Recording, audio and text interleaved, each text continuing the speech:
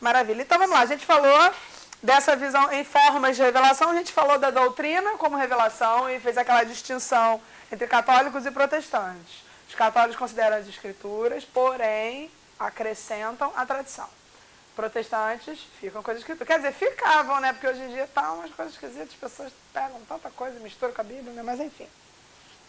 Depois eu falei da questão da presença. Não, ainda na doutrina como revelação eu falei da visão do Calbar, que pode ser meio escorregadia. E aí falei que sempre que a gente ler os teólogos do século XX, eles têm muitas coisas positivas. Mas vamos estar lá com a nossa luzinha vermelha acesa, porque tem alguns aspectos que são subjetivos e podem se tornar dificuldades na nossa carreira, nossa caminhada teológica. Então vamos para o segundo ponto. Presença como revelação. E é interessante notar que, se a gente analisar o caminho da revelação nas Escrituras, por exemplo, Deus, ele nesse processo de revelação, ele não transmitiu apenas informações. Como é que Deus se revela no Antigo Testamento, lá com o povo de Israel? Ele sempre chega dando um jornal, ó, lê isso aqui que vai dar tudo certo. É assim. Ele conduz o povo através dos profetas, através de palavras, ele convive com o povo através dos seus enviados. E em algumas teofanias também, né? Que a gente tem narrativas no Antigo Testamento. Ou seja, revelação envolve informação e presença pessoal de Deus. Tem um teólogo contemporâneo, eu falei do Calbar em relação à doutrina. Vou falar do Brunner em relação à revelação. Isso está na página, para quem está com o texto aí, 250, presença como revelação. Então, o Brunner defendia a seguinte tese, que é da verdade como um encontro, ou seja, algo histórico e pessoal. Isso, então, seria a definição de uma verdade teológica, né, acerca da revelação. Qual é o problema dessa frase? No caso do pensamento do Brunner, é interessante, se você ler assim, se você ler com a sua mente ortodoxa, com a sua mente reformada, por exemplo, não, é verdade, né? É um encontro, a pessoa precisa ter um encontro com Deus, beleza. Mas a gente sabe que o encontro com Deus passa pelas Escrituras, é o Deus da Bíblia, não é qualquer Deus. E mais do que isso, Deus, a se encontrar com o homem, ele tem condições, não é verdade? Você não pode chegar e se relacionar com Deus de qualquer maneira. Ele é um Deus santo, justo, bom, enfim, verdadeiro. A pessoa que se aproxima de Deus, se relaciona com Deus, se relaciona com esse Deus, que tem essas características e esses atributos. Então, quando o Brunner diz que a verdade é um encontro da subjetividade do indivíduo com a revelação, com Deus, isso pode virar uma coisa muito perigosa, porque a verdade não é algo fixo, não é absoluta. Ela é subjetiva porque depende do seu encontro, como houve o seu encontro com Deus. Você define a verdade a partir do seu entendimento. Imagina se essa moda pega. Já pega um pouco, né? Algumas igrejas têm umas definições de santidade muito estranhas, assim, sei lá. Uma roupa, né? Sei lá, um negócio comprido, assim. Um esquisito, né? Né? Uma manga reta, uma coisa. Gente, o que isso tem a ver com santidade? Tipo, como assim? Por que vestir assim te faz santa? E aí, na verdade, seu coração continua podre, sua mente, sua boca, não sei, não entendo essas ideias. Mas, enfim. E aí, eu botei assim, perigo, né? Eu botei entre parênteses aqui. A verdade, nesse caso, não é algo fixo, mas é subjetivo. E aí tem até uma citação dele. Nenhum discurso, nenhuma palavra é adequada para transmitir o mistério de Deus como pessoa. É bonita essa frase, não é? Nenhuma palavra é adequada. Mas se você parar para pensar na entrelinha disso, inclusive a palavra está na sua Bíblia. Se nenhum discurso, nenhuma palavra é adequada para falar do mistério de Deus, isso inclui a Bíblia? Na cabeça dele, sim. Por quê? O que é realmente relevante é o encontro, é a verdade que você entendeu. E aí é muito perigoso. Porque você pode ter, aqui você pode ter, sei lá, 10 versões de evangelho. Cada um pode pegar um aspecto de Jesus que gostava. Vamos pegar o aspecto que Jesus estava lá na festa. Multiplicação, né? Lá do tomando vinho. Então, a minha verdade é, Jesus bebia vinho, transformou. Eu vou pegar só esse aspecto, sem maiores questões do contexto, sem maiores...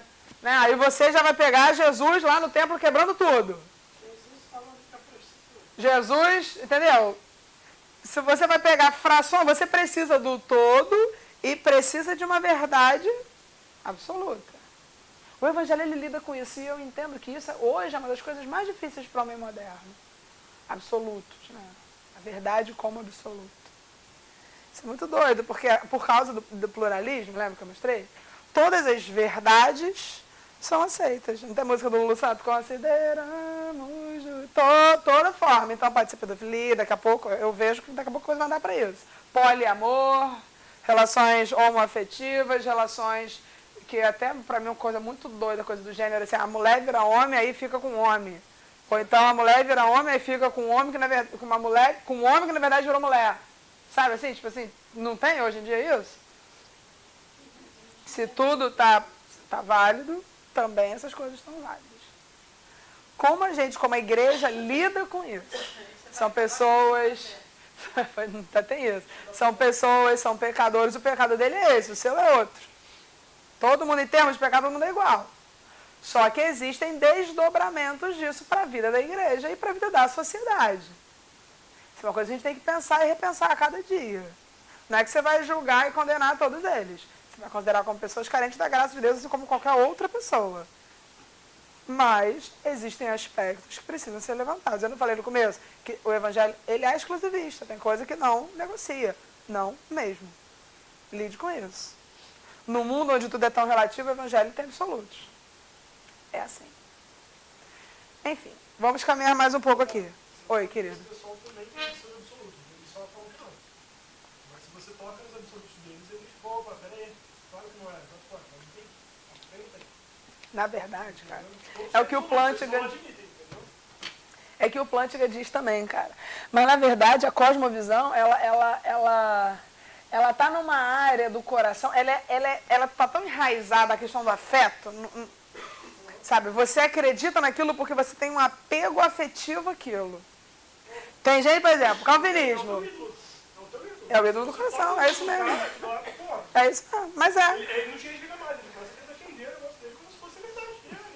Fala, não, porque isso Se o cara dá vida para aquilo. Tem umas coisas interessantes, por exemplo, eu na época do seminário tinha uns amigos que eram assembleianos, e o seminário era calvinista. E aí, né, era uma coisa, um momento lindo.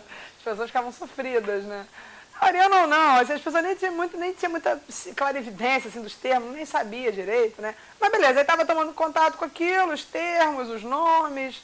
E aí as pessoas começaram a estudar o calvinismo e iam vendo que, cara, não era uma loucura, tinha sentido, tinha, né? Vamos parar, calma, vamos ler, não sei o quê.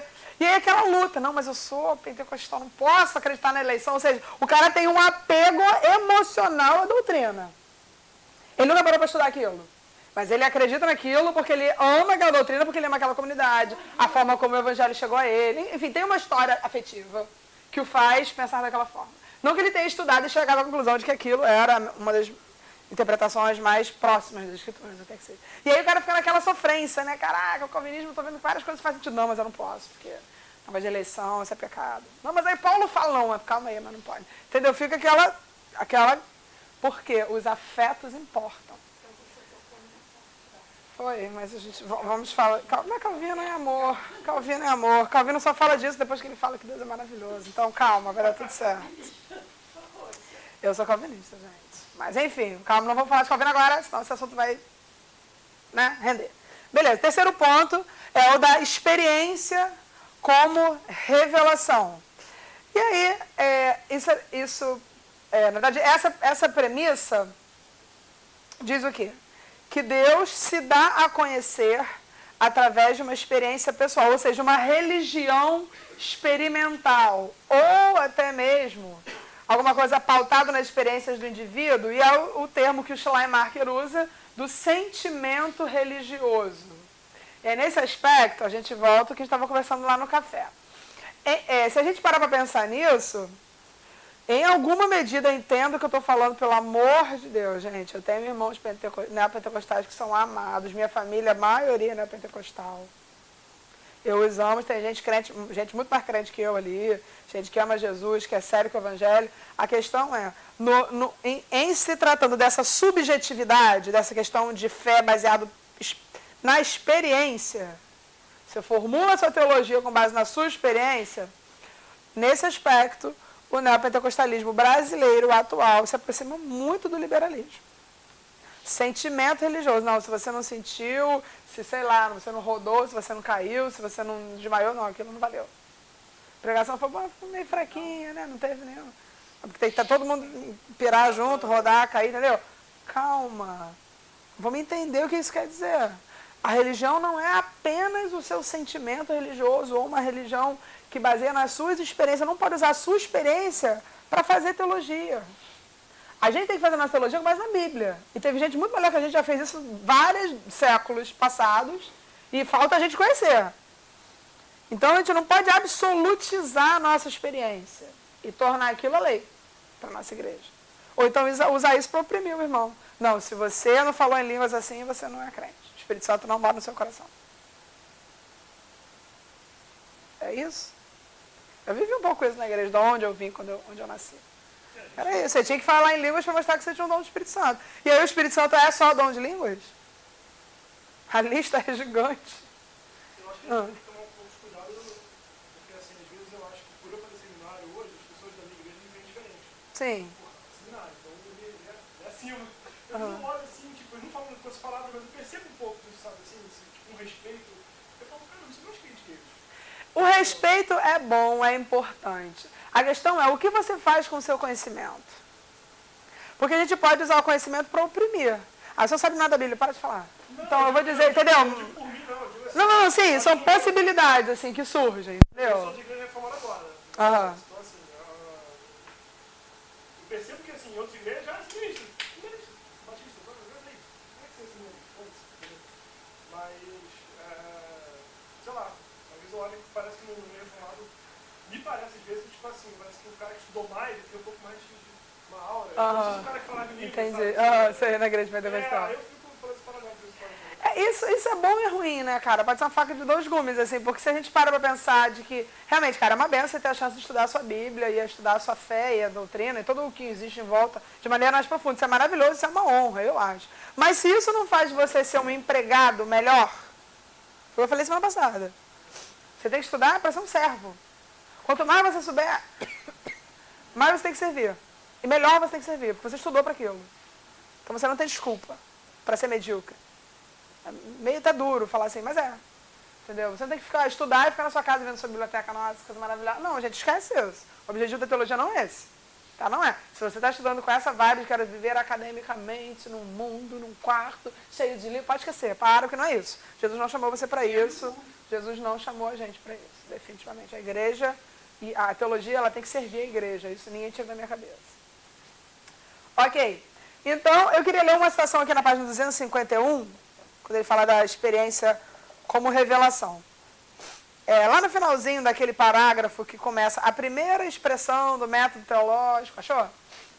Beleza, lá no final, ele diz o seguinte: Schleiermacher identifica esse fator como um sentimento de total e completa dependência em relação a algo infinito, o qual, no entanto, manifesta-se nas coisas finitas e por intermédio delas. A religião em geral, em vez do cristianismo especificamente, é considerada como o contexto necessário da ciência e da arte, sem a qual a cultura humana fica desnecessariamente empobrecida. Você acha que a fé cristã, vamos entender isso aqui, o contexto necessário da ciência e da arte, beleza. Tá, interessante. Realmente, se a gente pensar nos pressupostos cristãos, orientando a ciência, beleza. A arte também, para evitar, né, como ela mencionou ali, a questão do Santander cultural, que é uma coisa que hoje em dia está efervescente. Beleza, mas, na verdade, a religião, ela funciona na sociedade somente para que ela não fique empobrecida? Será que é tão subjetivo assim? Ou seja, um sentimento de total e completa dependência em relação a algo infinito? Que algo é esse infinito? Como assim? Que dependência é essa? Como se traduzir isso? Você entende que a terminologia e o que ele escreve é bem subjetivo? E isso pode se tornar perigoso? É por isso. Eu entendo que a preocupação dos reformadores em dar nome a tudo, a dar nome a todas as doutrinas, especificar e esclarecer, era exatamente para não cair nesse erro de uma subjetividade, cada um dá o nome que quiser, cada um dá o significado que quiser. Não. Aqui, o nome disso é isso. O que você está falando é isso, essa teologia tem esse nome, essa abordagem está errada. Eles têm essa preocupação de dar nome aos bois. Que eles estão vindo num contexto católico, onde assim, a igreja manda e a igreja não deixa que o povo comum tenha acesso às suas fontes, ao seu conhecimento. O conhecimento é uma coisa restrita para poucos. E os reformadores, tudo que eles não querem é isso. Eles querem que todo mundo tenha acesso. Por isso que a arquitetura das igrejas reformadas é assim. Não tem estátuas, não tem nada. São janelas enormes, é um púlpito, não tem nada para distrair. Entendeu? Lutero está lá traduzindo para o alemão, ou seja, que todo mundo possa ler. Calvino preocupado em dar escola para as pessoas, para que todo mundo possa ler, acompanhar o sermão. A preocupação dos reformadores é essa. O conhecimento não é só meu. O conhecimento é repartido pela comunidade. Deus não veio só para os líderes, só para os seminaristas, né? No caso que você falou aí. Veio para toda a igreja, e é isso. Se o que você puder fazer para multiplicar esse conhecimento, tanto melhor. A gente vive numa sociedade onde as igrejas evangélicas que têm acesso à mídia multiplicam maus exemplos, multiplicam ensinamentos errados. E nós, o que a gente faz? Quantos aqui tem um blog? Quantos aqui fazem postagens comentando fatos da sociedade? Quantos daqui têm preocupação em conversar com não cristãos e tentar entender e saber fazer o evangelho ser compreendido por aquela mentalidade? Quantos têm essa preocupação? Enquanto a gente só se preocupar em viver no gueto da igreja, falando a linguagem da igreja, né? Beleza, isso é importante? Mas não é só isso. É mais. A gente tem que ter esse olhar voltado para fora. É o sal. Sal fora do saleiro. O sal dentro do saleiro, a comida continua sem gosto. O sal está ali, mas se você não bota, não adianta nada.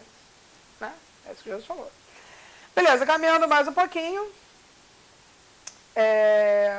Falei do perigo disso se tornar uma coisa extremamente subjetiva. Cada um diz que a fé é da maneira como entende. Isso é um problema, porque pode vir muita doideira daí, né? Que a gente vê que tinha uma... Gente, muito doido. Tinha uma igreja pentecostal que uma conhecida ia... conhecida minha, uma senhora já. E aí era um lugar, olha isso, não sei se vocês conhecem, nem sei se existe ainda, Rancho dos Profetas. Já ouviram falar nessa parada? Acho que é no Recreio, sei lá, enfim. Eu sei que tem um anjo, tem uma cadeira, tem um lugar, ele tem uma cadeira onde o anjo, tem mais pessoas que têm revelação sobre esse anjo, o anjo ocupa a cadeira toda quarta, tipo assim, de 11 às 3 da manhã, mais ou menos. Entendeu? E aí, é sério, e aí é só naquele horário, é só através daqui. Gente... Como que é isso? Eu acho uma coisa muito, né, subjetiva. Diga. Eu acho que hoje em dia, eu estava pensando nisso essa semana, parece que se parte do ponto errado. Por exemplo, a gente pega a Bíblia no primeiro contato. Assim, a gente chegou na igreja, se converteu, gosta de novo, a gente pega a Bíblia para começar a entender o que a gente crê e o que a gente crê. Mas parece que hoje em dia as pessoas começam a acreditar em coisas, sim, depois elas pegam a Bíblia, faz o caminho inverso. É verdade. E às vezes elas olham para a Bíblia e aí tentam buscar outra versão, alguma coisa que se encaixe que ela acredita. Posso te falar uma das coisas que ajuda essa praga a proliferar? A falta de pregação expositiva. Se a gente só tem pregação temática, o tema de hoje é família, aí você pega vários versículos que tem a ver com família e beleza, faz uma coxa de retalhos e fala sobre família. Você tem um tema antes de ter o texto, certo? Mais ou menos. Vocês tiveram aula disso já? Homilética, essas coisas, hermenêutica, enfim. Mas vocês já sabem um pouco sobre isso. Na pregação expositiva, você fala, cara, eu vou falar de Atos, eu vou versículo por versículo até sair sangue do olho, versículo por versículo, não adianta. Vamos ficar 10 domingos, vamos ficar 20, não sei. É isso. Então você vai... E aí o que acontece? Se você se propõe a isso, você acaba se calacrando também, porque vai aparecer tema difícil. E você vai ter que encarar.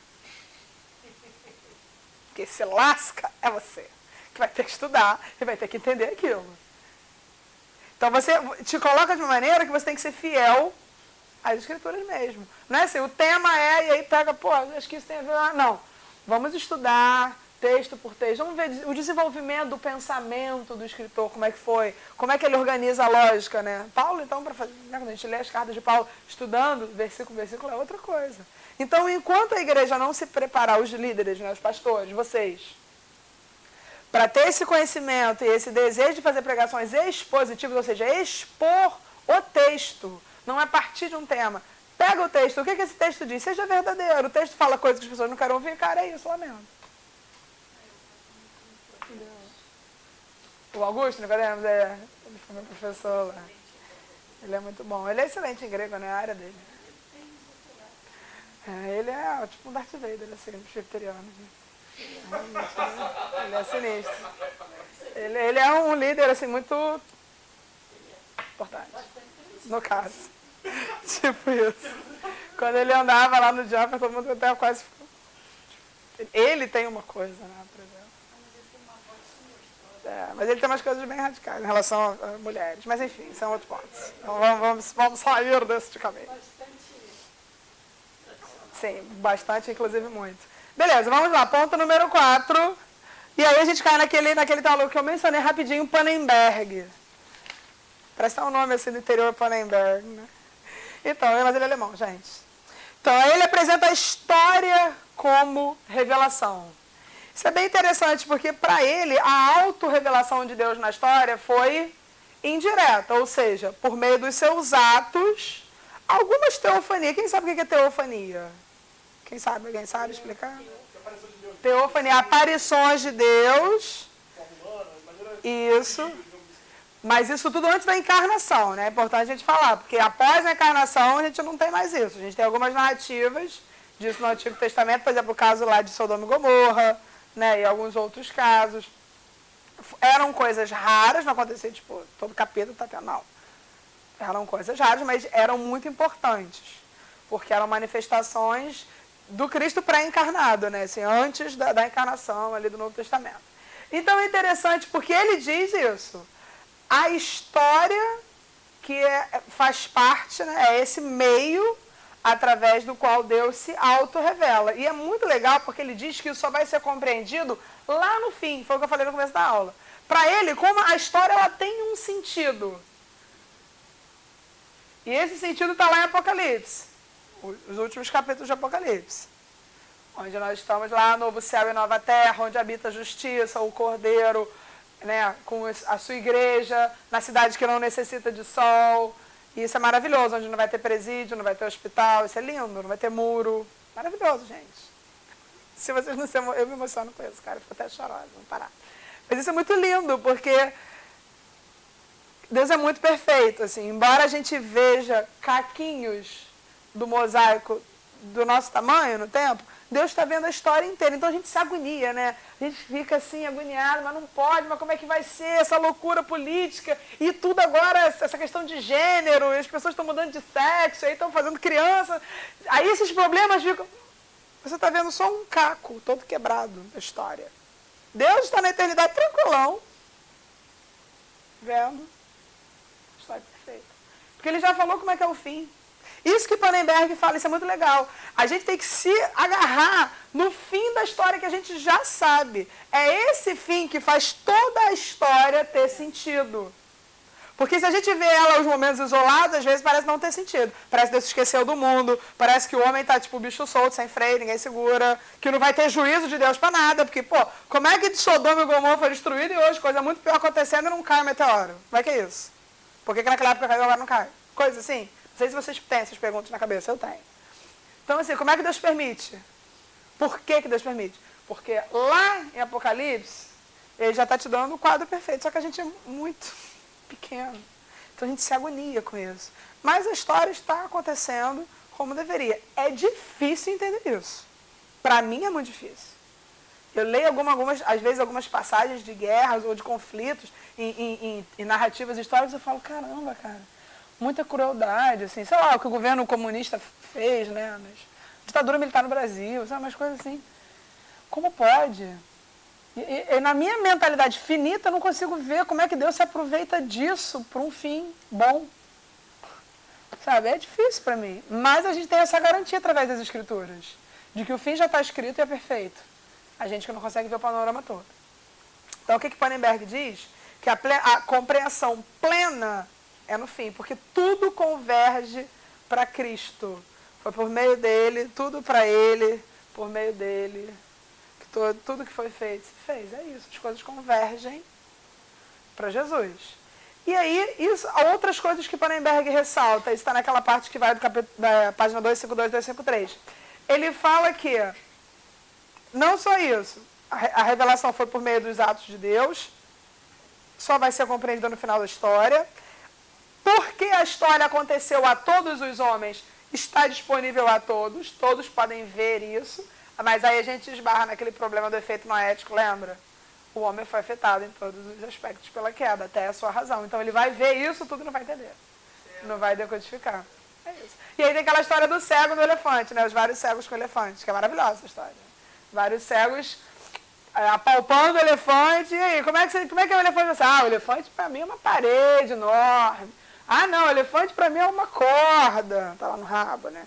E o elefante para mim é uma coisa pontuda, parece uma lã, tá pegando dente. Ou seja, cada um tem umas... Todos estão falando a verdade. O elefante é todas essas partes. Só que cada um só vê uma parte. Então, cada um só pode falar daquilo. E aí?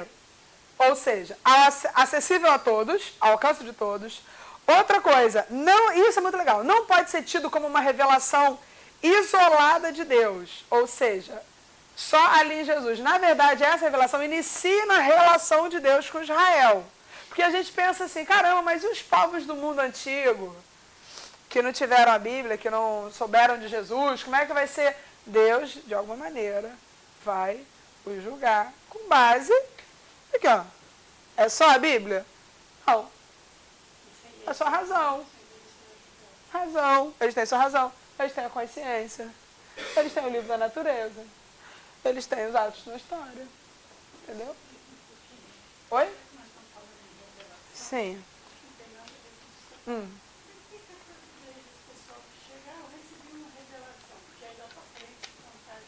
Então, isso é uma coisa interessante, porque isso, na verdade, é uma prática pentecostal e neopentecostal. A gente vê a Bíblia falando de revelação quando ela está falando do que Deus disse acerca de si mesmo. A gente vê na Bíblia, está certo ou errado? Se alguém me corrija, vocês são teólogos também, me ajudem. Quando a gente vê isso acontecendo, eu acho que a gente tem que usar o senso crítico e analisar o que aquela pessoa diz com base no que a Bíblia diz. Não pode estar chocando, certo? E guardar no seu coração. Se aquilo se cumprir, foi da parte de Deus. Porque Deus não vai mentir. Deus não mente. Se não se cumprir, aí é uma questão da pessoa com Deus. Mas eu acho que isso é uma prática que às vezes fica banalizada e perde a importância que a gente vê nas Escrituras. Entendeu? A gente tem que ter, a gente não pode julgar o irmão, porque cada um dará conta de si a Deus, ele vai pagar pelos pecados dele, pelas questões dele, ele tem as questões dele com Deus. A gente não é juiz do nosso irmão, mas a gente tem que ter um crivo. Entendeu? Quando você ouve, você guarda no coração, aquilo tem a ver com o que a Bíblia ensina, isso tem a ver com o ser de Deus. Entendeu? Deus não vai falar que vai, entendeu? Uma coisa completamente contrária ao seu próprio ser. Ameaçar, mentir, trapacear, sei lá, coisas assim estranhas. Mandar você fazer um negócio que não é verdade, você dizer um negócio que é... Você tá entendendo? Eu já vi uns negócios bem esquisitos assim, né?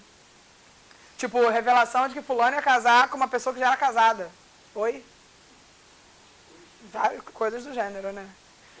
Enfim, mas vamos continuar andando. Então, essas são as 4 formas de revelação que o McGrath menciona.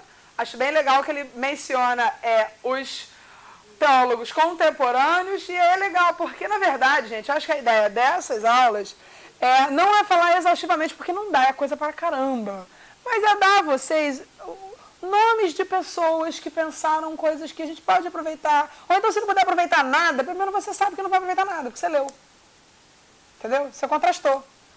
A gente, como historiador, tem que trabalhar com fonte primária, que é o documento original. A gente não pode ficar só fulano disse de fulano. Eu li Lutero. Legal, você leu o quê? As conversas ao redor da mesa? Não, eu li Lutero naquela parte que o Gonzalez cita Lutero. Não, então você não leu Lutero. Você não leu. Historiadores trabalham com fontes primárias. Então, para ler Calvino, você vai lá nas Institutas. para ler Agostinho, você vai lá na Trindade, na Cidade de Deus, entendeu? Leia a própria obra, não fica lendo o que... Porque, por exemplo, se eu pedir para você me dar um resumo de um livro, pode ser que você me dê um resumo, mas vai ser completamente diferente dele. Pegou o aspecto e pegou outro. Então, nada melhor como eu li lá, ler o livro, eu, né, ver o que diz a verdade. Beleza, teologia natural. Caminhando para o fim aqui. Nessa parte do... caminhando para o fim mesmo, meu Deus. Então, essa parte da página 253 até o finalzinho... Eu não vou conseguir falar sobre tudo, mas eu vou pegar as coisas que eu achei mais interessantes, assim. Quando ele fala dos limites e do alcance da teologia natural. Então, lembra que eu falei no primeiro bloco dessa aula, que esse diálogo entre teologia e ciências naturais não como é que eu posso dizer, conflitante? Lembra que eu falei que são áreas de conhecimento que se completam? Se Deus se revela através da natureza e o homem tem descoberto coisas maravilhosas, isso é para conformar, só para dar cada vez mais legitimidade, cada vez expandir mais o entendimento que nós temos a partir da teologia. De que Deus é perfeito, que a criação é perfeita, que o universo é fantástico, que a ordem que existe é fascinante. Isso tudo só vem confirmar, não está em choque. Tanto que a gente tem o Salmo 19, versículo 1. Os céus proclamam a glória de Deus, o firmamento anuncia as obras de suas mãos. Um dia faz declaração, outro dia, uma noite. Ou seja, é uma linguagem poética para dizer que a natureza está cheia de coisa aí que a gente ainda vai ver. Isso vai impressionar a gente cada vez mais. Isso é para falar, tá vendo? Deus é grande mesmo. Não para ficar, não, pô, isso aí não é possível. Não. Isso é para continuar alimentando a fé no nosso coração. E aí a abordagem clássica de Tomás de Aquino. Vou mencionar Calvino. Calvino, vou ter Calvino? Não, gente. Peraí. Estou botando no feminino aqui, meu Deus. Que loucura é. Aqui no Calvino e Plântica, isso. Então, um antigo, um medieval, um reformador e um contemporâneo. O que ele diz aqui? Ó, só de falar isso, você já tem que dar uma outra visão para vocês. Quando eu falei, eu vou falar sobre teologia natural, ok? Sobre ciências. Então, ó, um medieval, qual era a visão na Idade Média da ciência? Então, quando eu falei assim, ó, Tomás de Aquino, medieval, você já tem que fazer aquela, lembra, prolegômenos? Já vai... Ah, beleza, Idade Média, então a igreja pensava assim, ok. Ó, Calvino, reformador, aí há de fontes, Renascença, voltar aos escritos, depois as grandes navegações, toda aquela mudança acontecendo no mundo. Então você já tem uma outra visão da ciência. Plântica, contemporâneo nosso, estava agora em 2004, vi uma fotinha dele bonitinha lá na faculdade lá. Ou seja, situações de hoje, então qual é o contexto hoje? Isso já ajuda você a entender de maneira completamente diferente. A gente nunca pode pegar o personagem histórico que a gente está estudando e tirar ele assim do contexto, uma planta sem raiz, sabe? Ele falou por causa do contexto. E mais do que isso, se a gente saca um pouquinho do contexto, a coisa faz muito mais sentido. Lembra aquela coisa? Por que a doutrina da justificação pela fé foi tão bafafá na época da Reforma? Porque tudo era dinheiro, tudo era obras, tudo era coisa que você tinha que fazer, comprar indulgência, aquela coisa. A Lutero falou, não, gente, não tem nada a ver. E aí a doutrina da justificação pela fé fica grande, né? Por conta desse contexto. Beleza, a perspectiva de Tomás de Aquino. Na obra dele, A Suma contra os Gentios, ele está escrevendo no século XIII, ele estabelece uma relação de causalidade. Ele está na página 254, eu acho. Isso. Ele fala algumas coisas mais filosóficas, mas eu vou me ater mais a essa questão da causalidade. Ou seja, a criação demonstra semelhanças com Deus, porque ele é a sua causa primeira. Quando a gente fala que o homem é imagem e semelhança, essa ilustração é muito boa, ela me ajuda muito a entender. Um espelho. O espelho reflete a imagem. Beleza, se o espelho quebra, ele deixa de refletir a imagem? Não. Ele vai continuar refletindo, mas a imagem vai estar nítida, perfeita como antes? Não. Vai estar toda fragmentada. Então o que acontece? O homem no estado de pecado é esse espelho quebrado. Ele ainda reflete a imagem e semelhança de Deus, mas todo desfigurado. Hã? Não é? Então, ele continua refletindo, mas não perfeitamente. Isso é muito interessante da gente pensar, porque a graça comum, essa doutrina da graça comum é maravilhosa. Ou seja, o homem, mesmo afastado de Deus, porque ele é a imagem e semelhança de Deus, ele é capaz de compor músicas lindas, de escrever poesia, de produzir arte, de produzir beleza. Ou seja, coisas positivas, que fazem parte de ser imagem e semelhança. Mesmo sendo um espelho quebrado, ele tem essa capacidade. E aí, se a gente para pra pensar nessa coisa de, não, crente não ouve música do mundo. Eu sou musicista, eu vivo disso. Aí pra mim quebra, né? Eu não trabalho, não tenho dinheiro, não pago as contas. Como é que é? O que é música do mundo? Você, no caso, a rádio é de Marte, né? Você tem uma antena maravilhosa na sua casa, que pega só a música de Marte, você não ouve música do mundo, é isso? Que essa expressão quer dizer? Não. Como é que a gente lida, então, com a cultura secular? Com a música, com o teatro, com as artes plásticas, com as exposições aí do Santander Cultural e afins? Qual é o nosso crivo? O nosso óculos, que a gente enxerga tudo? Cosmovisão cristã, as escrituras, os pressupostos da Bíblia.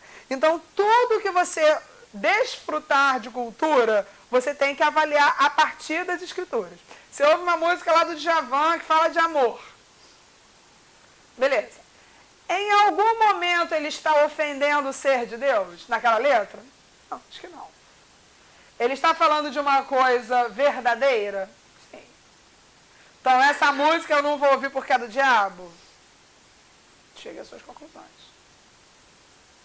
E pensa na graça. Eu dei um exemplo, pode ser um filme, uma peça, qualquer coisa, um quadro, qualquer manifestação artística. O ponto é, nós temos os princípios, que é a Bíblia, os ensinamentos das Escrituras. A gente tem que aplicar isso na nossa vida diária. Como você se veste, o que você come, onde você anda, o tipo de amizade que você tem, as conversas que você tem, o tipo de coisa que você lê, o filme que você assiste. Tudo. Tudo isso faz parte da sua cosmovisão. A gente não pode ser uma hidra, que nem aquele monstro, né, da Grécia, tinha duas cabeças. Não, uma cabeça minha crente, a outra não, pecadora. Não, gente, para com isso. Não pode, isso tem que ser uma coisa só. Você, o seu falar, o seu decodificar o seu entorno, tem que ser o mesmo, a gente tem que ser coerente. Sou a mesma pessoa que eu sou aqui com vocês, que eu sou com os meus amigos músicos. Eu falo da mesma forma, falo do evangelho da mesma maneira, tento conversar com a cultura, tento entender o que ele está dizendo. Tem hora que eu falo, olha, eu não posso concordar com você porque a minha fé não diz isso. Mas eu sempre de maneira educada, sempre de maneira amorosa. Mas não deixo de avaliar a cultura a partir desse livro. Isso é muito importante. E aí, nessa de Tomás de Aquino, ele fala que como Deus nos criou, e mesmo o homem no estado de pecado, ele continua sendo reflexo, imagem e semelhança, como dei esses exemplos todos agora. Isso é uma forma de a gente dizer que é como se o artista tivesse assinado a sua obra. Alguns artistas a gente conhece tão bem que o cara não precisa nem assinar. Romero Brito, por exemplo. Tu vê, eu odeio ele, gente, desculpa. Tu vê aquele negócio colorinho de criança, já vai me dando um negócio. Ah, esse é Romero Brito. Né? Aí você vê um Michelangelo, né? Tu fala, isso aí. Né? Ou então tu vê um Picasso, né? Você identifica, você conhece o estilo. A assinatura é o estilo. O estilo já diz quem fez aquilo. Você ouve uma música, isso aí é Los Hermanos. Ou então, sei lá, ou então você ouve um negócio, é Aline Barra, não sei, todos os exemplos. Se eu peguei exemplo assim, aleatório, isso é Aline Barra, não, isso aí é aquele sertanejo, né, 50 reais, sei lá, qualquer coisa. Você já sabe o estilo, mesma coisa aqui. Quando Tomás de Aquino diz que o artista assinou a sua obra, Deus deixou a sua impressão digital na sua criação. Ou seja, logo, se Deus é belo, e ele é, esse argumento da beleza de Jonathan Edwards é maravilhoso, ele espalhou beleza pela sua criação. Por isso que o homem pecador é capaz de olhar um pôr do sol e se emocionar. Porque é belo. Não belo da Graciane, mas né, porque é esteticamente agradável. Você vê uma mulher bonita e fala, não, uma mulher bonita. Um homem bonito, um homem bonito. Um lugar bonito, um lugar bonito. Você tem, o seu senso estético existe. Lógico que existem distorções por causa do pecado, e nós também que estamos regenerados ainda vacilamos em muitas coisas. Mas isso é uma prova de que essa questão levantada por Tomás de Aquino da causalidade, ou seja, a causa de nós e da criação é Deus. Por isso temos coisas que remetem a Ele. Só que aí se a gente pensa em atributos, vocês estudaram os atributos de Deus, atributos comunicáveis, atributos incomunicáveis, ninguém estudou isso? Um olhar vazio de novo, meu Deus? Ah, ok, desculpa, então tá certo. Então, vocês em algum momento desses momentos, vocês verão, quando a gente fala sobre os atributos de Deus, atributos comunicáveis e os incomunicáveis, é um dos termos que o Berkhoff usa lá na sistemática dele. Quais são os atributos incomunicáveis? São atributos que nós, humanos, não conseguimos abarcar intelectualmente 100% porque nós não experimentamos. Por exemplo, Deus é onipresente. Você não é onipresente, então não tem como você saber o que é isso. Deus é onipotente. Você não é onipotente. Então não tem como você saber isso. Deus é justo. Você entende o que é justiça. Você sabe que quando alguém é justo com você e quando não é. Isso é um atributo comunicável. Deus é bom. Tá, beleza. Você entende que é bondade, porque você pode ser bom ou não. Atributo comunicável. Então tem atributos que só pertencem a Deus, porque Ele é infinito. E tem atributos que Ele compartilha conosco.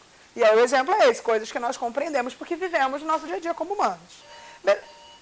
5 minutos para acabar. Oh, meu Deus.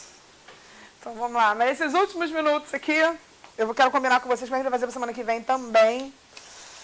Tá, estamos caminhando para o fim, tem pouquinha coisa, que bom. Calvino, ele fala muitas coisas bem boas sobre Calvino. Leiam esse pedaço, é tão legal, gente. Essa parte da página 255, é muito bom. E aí ele fala que, como a gente pode saber algo sobre Deus, né? Através da natureza, da nossa própria humanidade, na consciência, história. Beleza. E aí Calvino levanta um termozinho, na verdade 2 termos, que é o sensus divinitatis ou o semen religionis. O que é isso? É como se Deus tivesse deixado um sensor na gente para perceber a Ele. Eu coloquei aqui, para perceber a existência dele. Por causa disso, existem algumas consequências. Como o homem tem esse sêmen, essa semente da religião dentro de si, por causa disso, a gente pensar no termo macro. A gente vê a universalidade da religião em qualquer cultura, em qualquer tempo, vai haver alguma manifestação religiosa. Pode ser que o cara se ajoelhe para uma árvore, né? Porque degringola em idolatria quando não existe a revelação. Mas ele vai ter alguma manifestação religiosa. Não é verdade? Qualquer cultura, em qualquer tempo. O cara vai adorar os antepassados, vai adorar o sol, um bonequinho que ele vai fazer, sei lá. Enfim, a sede do homem. Exato. Não, isso é um outro ponto. Calma, vamos chegar lá. Calvino fala também. Então, a universalidade da religião. Depois ele fala dessa consciência atormentada. Isso é muito bom. Freud, estou fazendo um curso de formação em psicanálise, eu estou estudando a obra de Freud. E aí, lá no final da obra dele, já ele vai falando da angústia, né? Ele fala de um monte de coisa, fala das neuroses, fala das coisas, dos sentimentos que a gente abafa. E aí, no fim, quando ele fala do mal-estar da civilização, que é um texto muito bom, ele diz dessa angústia infinita do homem. Por mais que você faça terapia, por mais que você tenha uma boa condição de vida, uma boa casa, uma boa esposa, o que quer que seja, tem uma angústia que nunca termina. Sempre vai estar faltando alguma coisa. Deus. Que bonito, meu crente, gente. Tão bom, né? Tá com um crente no local. Exatamente. Essa consciência que tem esse buraco infinito. Olha aí. É isso. Isso é a prova de que a gente tem a impressão digital, olha aí. E é isso. E aí, a gente tem que aproveitar isso como um ponto de contato com o Evangelho. Queridos, eu vou parar aqui.